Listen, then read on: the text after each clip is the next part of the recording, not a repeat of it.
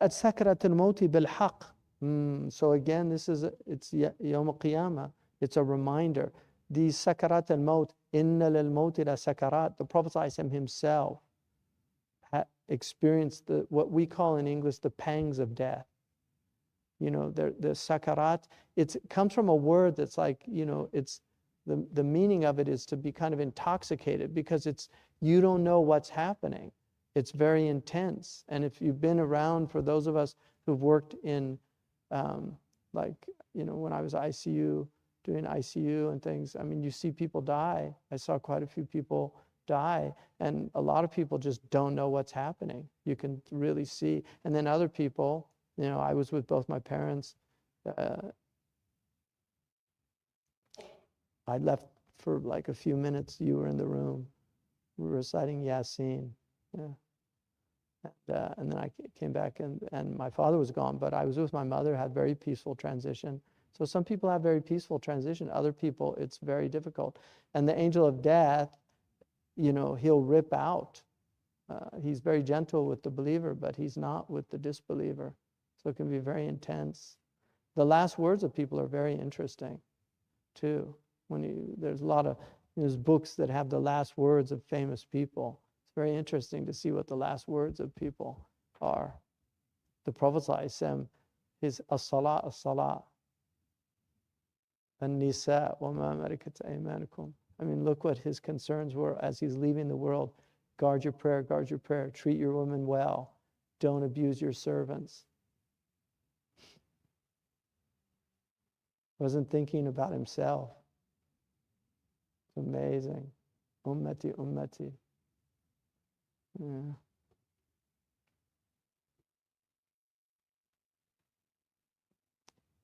ذَلِكَ مَا كُنْتَ مِنْهُ تَحِيدٌ. That's what you were avoiding, right? I mean, that's one of the meanings. There's a few different meanings of that.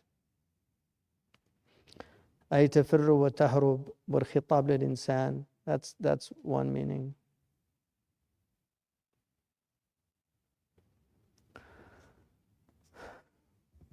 SubhanAllah. وَنُفِخَ فِي الصُّورِ.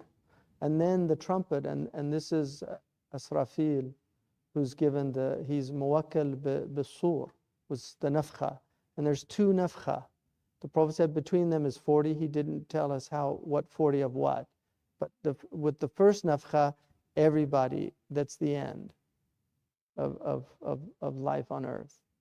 The second one is the ba'ath, the resurrection. And so in the first one,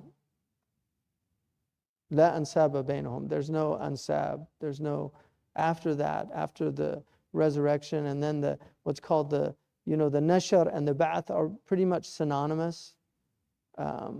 There's a subtle distinction, but they both mean resurrection. And then the nashir is also when the suhuf are nushirat, right? But there's the ard al-mahshar, which is where we're brought forth, and it's described as a kind of doughy, like it's a white plain. Human beings are brought there, and the mahshar this is before the actual reckoning, and there's a waiting period that's very intense. People are very troubled in this period, and they go to different people. They go to Adam alayhi salam, and each one of them says they can't help. The Prophet ﷺ is the one that's given and that's why he's Shiloh in the Old Testament, because Shiloh is Dr. Ali here. Is he here? No. Dr. Ali knows this. Shiloh means the one to whom it belongs. And that's when he says, Ana laha, because the scepter does not go from Judah, from the Jews, until Shiloh comes. And that's clear. It's not them. So they rejected the Prophet ﷺ, but the Prophet ﷺ, he is Shiloh. He's the one to whom it belongs, and that's on the Yawm al-Qiyamah. He's given the flag of hamd, ana laha, and then he intercedes, and then the next phase is we have the judgment, and there's what Imam al-Awza'i said. There's the ard, which is you will see your whole life. before you. Again, think about the time we're living in and how we have all these people recording their lives. Like literally there's people that you can watch them like living in their homes. It's their whole life is online. And so these are signs that, our religion was talking about. Everything's being recorded. I mean, right now, this is recording. It's being recorded. Nobody had these concepts in the past. They had memories, they knew about memories, but the idea of istinsakh, the idea that everything is being recorded. We use the word recording. Yusajjal, tasjil, these are the sijil, right? I mean, the records, where the records are kept. It's amazing. So the sur is this trumpet. ذَلِكِ يَوْمَ الْوَعِيدِ. Again, wa'id. See, it's again, the word comes back. وَجَاءَتْ كُلُّ نَفْسٍ مَعَهَا سَائِقٌ وَشَهِيدٌ. Every soul comes. The sa'iq is the one that's yasuquhu. Like they're forcing them to go. Because now your free will's gone. You're just moving according to, it's like when you go to these, it's not like, but just a worldly analogy. When you have these, like in governments, you have these lines that you have to wait and go through. There's nothing you can do about it, right? Right. So you just have to do this. So this is the sa'iq. And then the shaheed is the one who he knows everything about you. He's a witness. لَقَدْ كُنْتَ فِي غَفْلَةٍ مِّنْ هَذَا. You were in heedlessness about this. And so ghafla, the ghafil is the one who's, they're mughaffal. They're just heedless about their life and about what they were here for doing. And so this is the warning. See, Allah's giving us this now so that we're not amongst these people. That's what this chapter is about. And that's why the Prophet ﷺ constantly read it and repeated it again and again. They learned it by heart because he read it so much. Because this is the chapter to wake you up. If this doesn't wake you up, nothing will. If this chapter of the Quran does not wake you up, nothing will. This is the chapter to wake up.